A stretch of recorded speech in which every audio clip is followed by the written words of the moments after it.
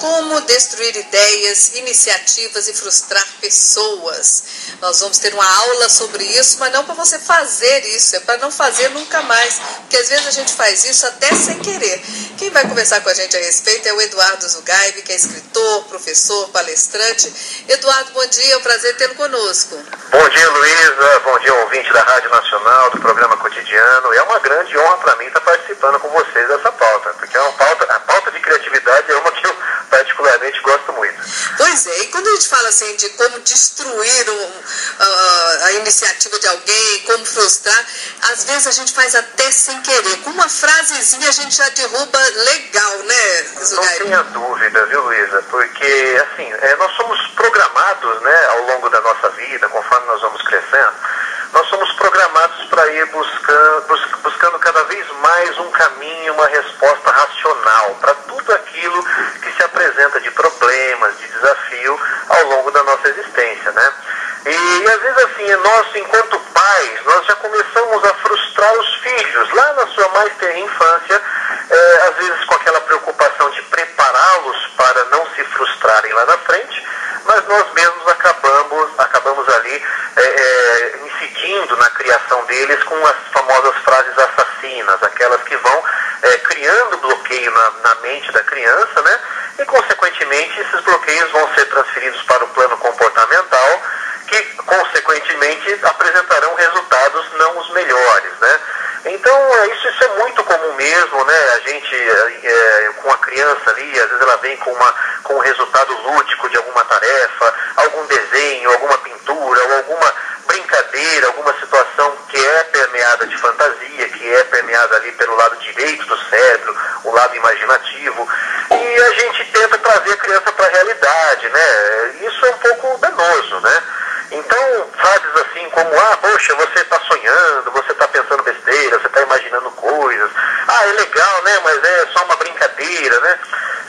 Se a gente for trazer isso para um panorama de criatividade, de inovação, imagina o dia que alguém apresentou o primeiro projeto de um helicóptero, né? Vamos falar de um Leonardo da Vinci há 400 anos atrás, praticamente. Eu posso falar para ele assim, você tá louco? Imagina, né? Alguém com certeza virou para ele e falou, legal, Leonardo, bacana, né? Essa sua visão, mas você tá louco, né? Tá louco, isso não vai dar certo nunca. Nunca vai dar certo, né? E hoje nós temos aí, né? São Paulo hoje, por exemplo, as grandes cidades como Brasília mesmo, já tem até congestionamento de helicóptero. Então, a gente percebe que a visão, muitas vezes, quando ela vem travestida dessa visão fantasiosa, imaginativa, ela pode muitas vezes estar antecipando uma tendência que com certeza vem a acontecer lá na frente. Então já começa por aí, gente, de pequenininho, não, meu filho, deixa pra lá, você é muito pequeno, não, né, tal, isso já atrapalha muito. E depois, no resto da vida, essas frasezinhas realmente, você tá louco, isso não vai dar certo. É claro que muitas vezes a pessoa precisa ser puxada pra realidade também. Claro. Mas o momento imaginativo, Luiz, a gente não pode tolir, né?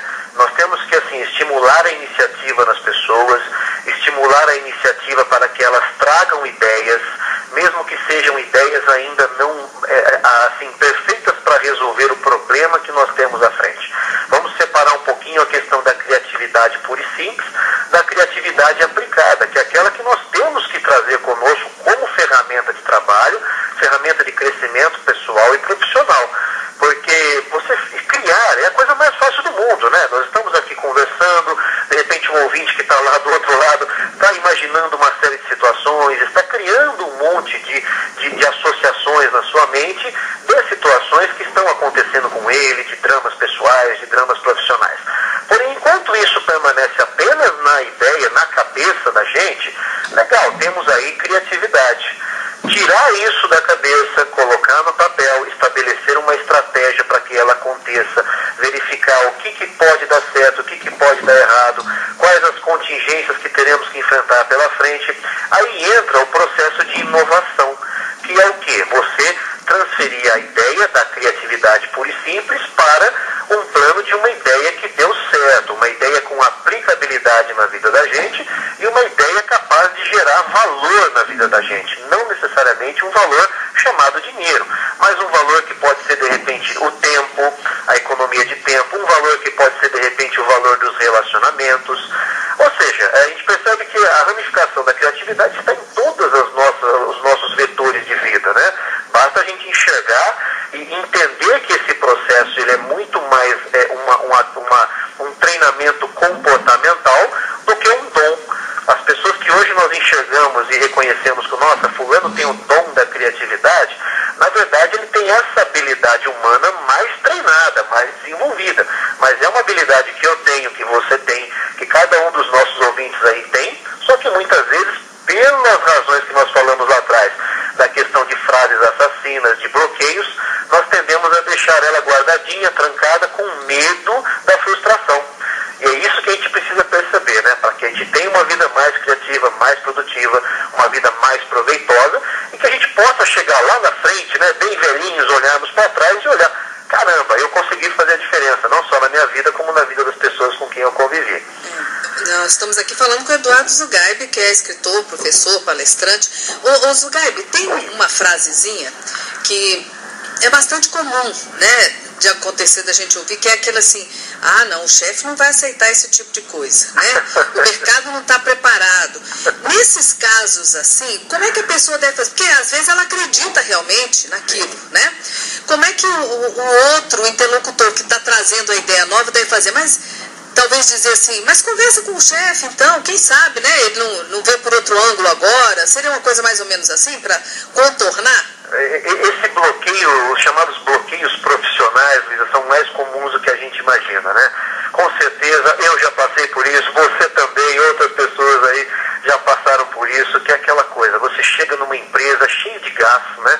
Você foi recém-contratado, você chega com uma visão externa dos problemas que aquela empresa enfrenta, e lá dentro você encontra pessoas entrincheiradas nas suas mesas, encontra pessoas dentro de uma formatação que a gente pode tranquilamente chamar aqui de zona de conforto, né? Está funcionando, está atendendo um objetivo mínimo, porém, quando a gente chega de fora com a vista descansada e treinada para enxergar o problema de forma lateral e não essa imersão dentro do problema, como é o caso das pessoas que ali estão, a gente tende a perceber nuances de solução que aquelas pessoas que estão vendo o problema de dentro para fora não necessariamente estão conseguindo perceber.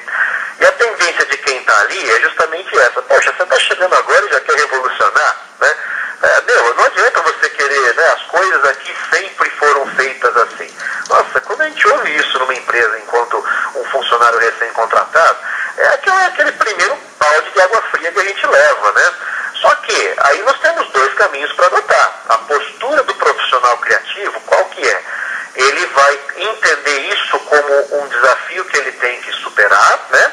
E o profissional que não tem a criatividade como ferramenta adotada, ele tende a se frustrar, a ficar ali totalmente e se formatando dentro daquele modelo de pessoas que ele encontrou.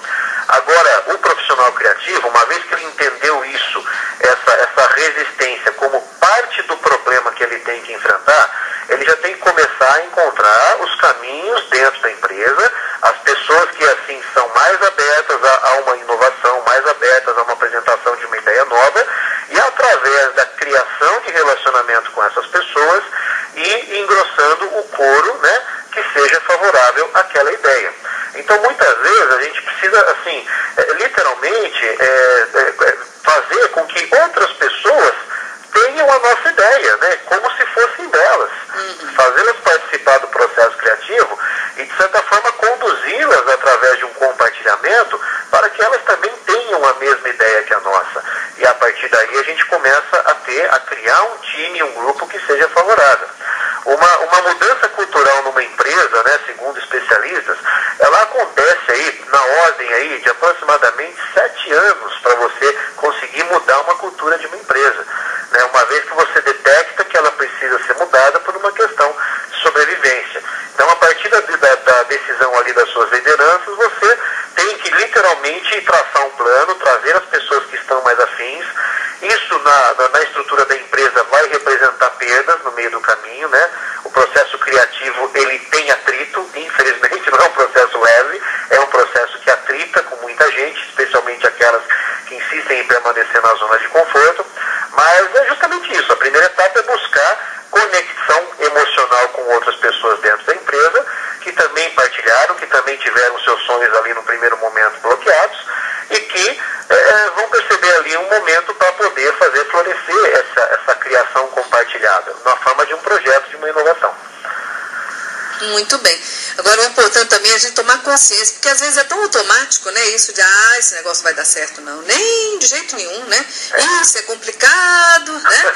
Essas coisas assim que a gente acaba falando até sem sentir. Exato. Que vai atrapalhar e às vezes podar. Porque os pais, por exemplo, quando educam os filhos, você quer o melhor para o seu filho. Claro, né? Claro. E você nunca vai pensar que você dizendo uma coisinha tão simples como meu filho, não mexe com isso não, né? Exatamente. Né? Você vai estar prejudicando o futuro do seu filho com uma frasezinha boba dessa. Exatamente. Né? A gente pode definir essas frases, né? Qualificá-las aí em duas fases, Luísa. Por exemplo, a primeira fase de bloqueio, né? Quando nós nascemos, nós somos crianças, nós somos, assim, seres ainda muito abertos às novas experiências, né? Se o nosso pai falar pra gente, olha, não coloca o dedo na tomada que você vai tomar choque, a gente quer ir lá e experimentar o choque. Essa é a verdade. A gente quer entender o que é o choque, né? A gente toma o choque, leva aquele tranco, cai para trás, chora tudo, né? E aí você já tem aquela experiência somada ali, né? Impressa no seu inconsciente, no seu subconsciente, como uma experiência ruim. Mas aquela coisa, você passou pela experiência, né? Ninguém falou da experiência para você. E aí o que acontece? E esses bloqueios vão acontecendo nessa primeira fase, quando nós ainda estamos nos formando a nossa consciência para o mundo, nossa consciência de relacionamento com o mundo. Esses bloqueios vêm mais de fora do que de dentro, né? Que são esse caminho que os nossos pais, com todo o mérito de nos criar, colocam pra gente, no sentido de nos poupar, às vezes, de experiências ruins que eles tiveram. Porém, o que nós não podemos perder de vista é que, de repente, uma experiência que foi ruim há 20, 30 anos atrás, de repente, nesse momento em que a gente vive, ela pode ser uma experiência construtiva, né? A mudança comportamental ao longo das últimas décadas nos mostra isso. Várias adesões a novos formatos de relacionamento, novos formatos de educação, novos formatos aí no campo do relacionamento dentro do trabalho, né? A mudança que a gente teve, por exemplo, no campo da liderança, de 30 anos para cá até hoje, é uma coisa assim completamente diferente. O que se entendia por liderança lá atrás e o que se entende por liderança hoje. Então a gente não pode perder isso de vista, né? De que, apesar daquela experiência específica ter sido ruim para mim há 20, 30 anos atrás, eu preciso analisar o contexto em que eu estou vivendo e demonstrar para o meu filho que, de repente, peraí, vamos tentar entender de novo se de repente não é a hora dessa experiência ser vista de uma forma mais positiva lá fora, de ser reconhecida como algo construtivo. Porque não dá, né? Não adianta, eu vejo muita gente, né, nas redes sociais, assim, se orgulhando que teve uma infância muito rica porque jogou peão na rua, porque brincou com uma série de brinquedos aí que eram rudimentares, né? Legal, era o que tínhamos à época, né? Mas queremos forçar essa experiência hoje nos nossos filhos, no mundo em que nós vivemos, permeado de tecnologia, permeado de conectividade, querer fazê-los ter essa experiência e prová-los que aquilo é que é bom, eu acho que é um pouco equivocado esse caminho. Eu corro o risco de fazer a roda começar a girar ao contrário, né? E no motor, qualquer polia girando ao contrário vai travar o motor. É, né? Verdade. Então, assim, temos que ter o registro, a documentação histórica, a experiência, compartilhá-la, porém nunca criar um comparativo. O que você tem hoje com essa tecnologia, com esse mundo digital, não vale, não é válido, não mesmo serve. Porque não vai fazer diferença, porque não vai mudar em nada, né? Nenhuma, né? Então, assim, compreender o mundo que nós vivemos para sermos seres criativos é o primeiro passo. É o primeiro passo. Em que mundo nós pisamos, quais os dilemas que temos que resolver, quais os problemas que temos pela frente, e a partir daí, criando a nossa estratégia criativa para também contribuirmos para esse mundo, para que ele continue andando para frente. Se não houvesse essa contribuição, muito provavelmente estaríamos ainda comendo carne crua, né? Se nós acreditássemos que lá na nossa ancestralidade alguém não teria sido louco de descobrir o fogo ou de compreender o fogo, né? Não sabemos ao certo como foi essa descoberta, de compreender que aquilo poderia dar um sabor diferenciado para os alimentos. E é algo que que nós fazemos até hoje. Bom, eu vou agradecer aqui as suas reflexões com a gente, viu, Eduardo Tsugai? Muito obrigada. Eu que agradeço, Luísa. Um grande abraço e até uma outra oportunidade para a gente trocar mais ideias. Com certeza, estou à disposição de vocês. Tchau, tchau. Tchau, tchau.